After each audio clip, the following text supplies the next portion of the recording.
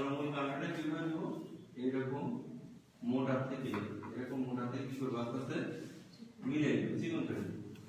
তাহলে তো দুটো পার্ট বের হয়ে গেল, দুটো পার্ট বের হলো দুই পাশে, এই যে দুটো পার্ট।